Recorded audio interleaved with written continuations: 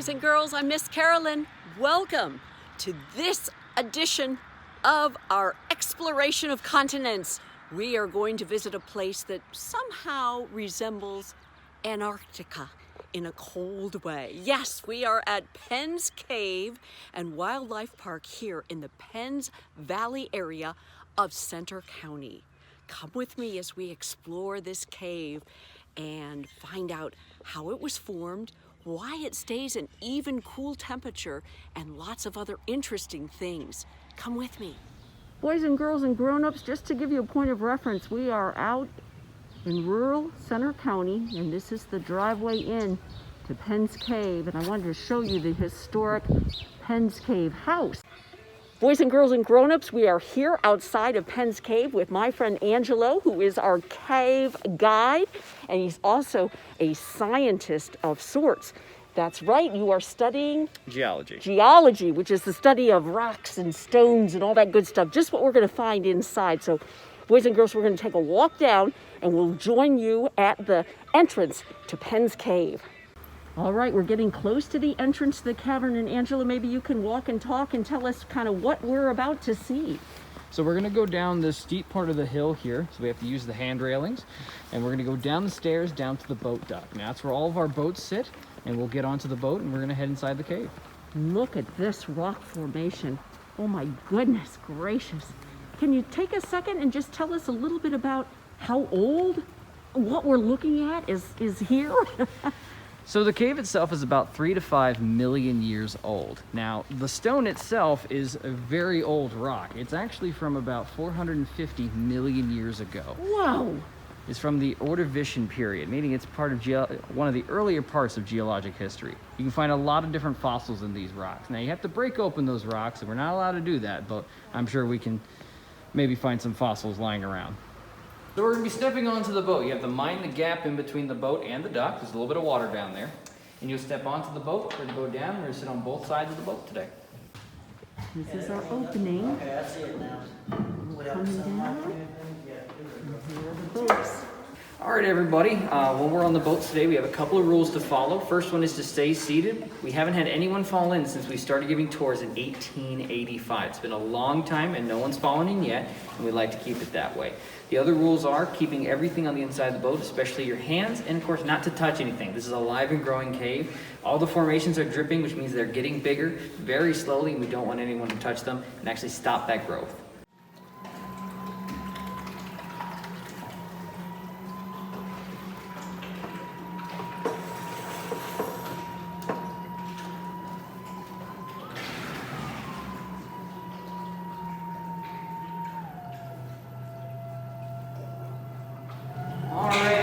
Underneath this rock face is where all the water comes in. There's approximately 11 million gallons of water coming underneath this rock face every single day. It pumps it into the cave and flows all the way through, which is about half a mile. That's why at the dock it's about 15 feet deep, but once we get inside the cave, it's only going to be about 3 or 4 feet.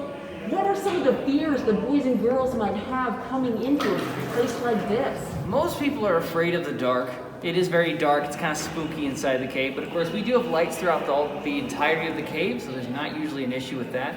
Sometimes the boat rocks a little bit and it becomes a little bit shaky, and some people do get a little bit nervous when that happens, but the boat is completely safe to be in. And some people have never been on a boat before, so they're usually a little nervous about that too.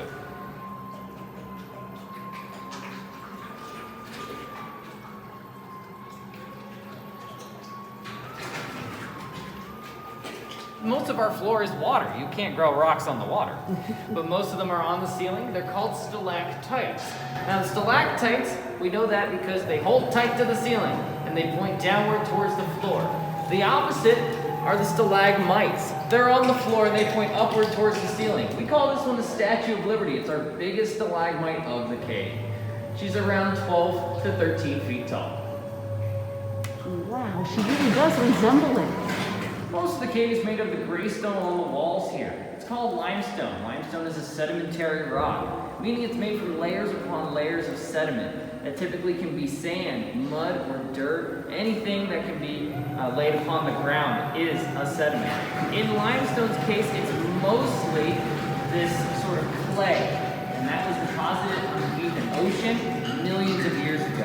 As we said before, 450 million years ago. Wow. Angelo, I'm a little cold, and we're comparing this as the closest comparison to the continent Antarctica, because it was one of the coldest places we could find this summer. Why is it so cold here, and what's the temperature? The internal cave temperature is 52 degrees Fahrenheit. The reason why is because it's the entirety of outside temperature over the entire year, all averaged together. Really cold winters, warm summers, all averages out to around 52. And it stays that way all year. If you come down during the winter time, it's actually going to feel nice and warm down here than it would be in the summer.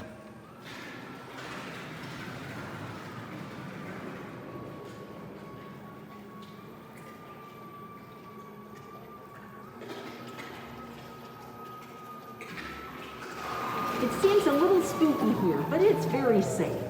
Absolutely. This is probably one of the safest tours you can go on. The boat is completely safe, and the only thing that's dangerous in this cave is your own imagination. All right, the next part of the tour is going to go through this small passageway right here. Don't let it fool you. The boat can fit through here quite easily.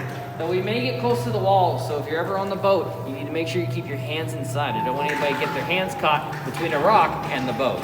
It's very uncomfortable to do. Here we go.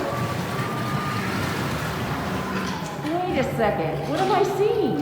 Oh, these are two beavers we have. The other one's actually right behind the one you see here. This is the larger of the two beavers. The larger two we actually call Waldo because we're always looking for him. We never know where we're going to find this lovely beaver. He's been here for years. Oh, Waldo. As we head through, if you sit on the left side of the boat, especially if you're a grown-up, you might need to watch your head. There's a ledge that hangs down, and you might need to duck into the boat to make sure you don't hit your head off a rock. We don't want that, because we want everyone to be safe on the boat. I think I'm going to move. Whoa, that is close. Here we have a large group of rocks on the floor. Now, all these rocks here once were a part of the ceiling. What happened was water was coming in through the cracks in the ceiling like it normally does. It froze and expanded during the last ice age, and that happened a little bit more than 10,000 years ago. That rock then came loose and fell down. That's why it's really flat. The water got in between the different layers. After they fell down, the calcite clogged everything up, so no formations really grow in this part of the cave. Other than our Penn State Nittany Lionhead. There she is. Can you make the outline of the Nittany Lion? I sure can. That is cool. Why is it important for boys and girls to learn about this type of geology and history? Well, geology and history are really important subjects, especially to understand how the Earth works and how we can keep it safe, especially with taking care of the environment. You see, caves may seem like they're set in stone, but they're very sensitive ecosystems, and we don't want to harm them. So removing formations, harming bats, or leaving litter anywhere can actually very much directly impact the caves and the surrounding environment. This is one of our more romantic spots in the cave. We have the heart of Penn's cave, a heart-shaped alcove. Alcoves are made by carbonic acid, which carved out the whole of the cave when it swirls around like a whirlpool. As you can see, this one's left into the shape of a heart. So right now, we are at the lowest part of the cave. From this ceiling up to the surface of the earth, we're now 100 feet underground. We are the deepest point in the entirety of the cave. So over here, this fun little formation is called Cave Bacon. This ribbon-like formation that grows out of the side of the wall. A lot of people say it looks a lot like bacon, but trust me, it doesn't taste like it. What are we looking at here, Angelo? It's a beautiful rainbow inside of Penn's cave. I said you could almost see anything in this cave, and I definitely meant it. You can see a beautiful rainbow of some colored lights reflecting off of the formation. We're getting close to the end of the cave. We've made it the whole way through. Distance is about half a mile. This tunnel here and the lake that we'll see outside are both man-made. The lake was created to control how much water leaves the cave, so the water stays at a safe depth so that it's not too high for us to go through. Oh my goodness, the light at the end of the tunnel. This is literally it. Have you ever heard that, boys and girls?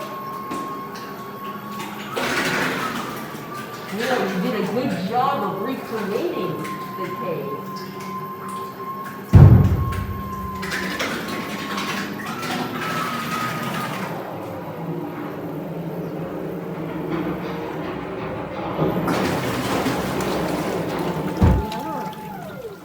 And this is called Lake Nittany? Well, we call it Lake Nittany, named after the Native American princess, which has been then shortened to commonly be Nittany. Has the mountain named after her, the valley, the little town, the lion, and the lake. All right, as we head back through here, it is a narrow passageway again. And remember where we had to duck the last time? Well, the rock is still there, so we do want to watch our heads, of course, as we come through here. Now, don't worry if we do bump the walls a little bit. The boat's made to do that. That's why we want you to keep your hands on the inside.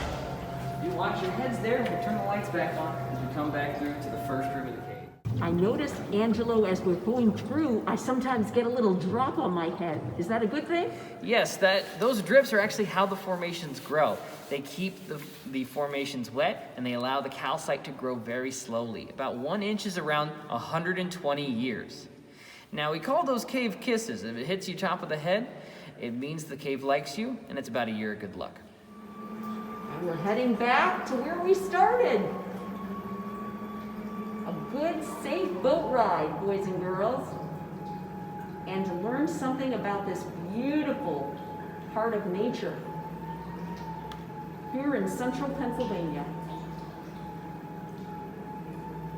Our tour has ended. Angelo, you've been such an inspiration, and I want to learn even more. What can boys and girls and grown-ups do if they're interested in learning more? Well, you have plenty of resources online to learn any more about geology. Caves themselves are all documented online, and there's plenty of caves all up and down the East Coast. Here in Pennsylvania, central Pennsylvania, we have Indian Echo Caverns, Laurel Caves over towards the Somerset area. We also have things, Crystal Caves, and of course, some of the bigger ones like Blue Ray Caverns down in Virginia.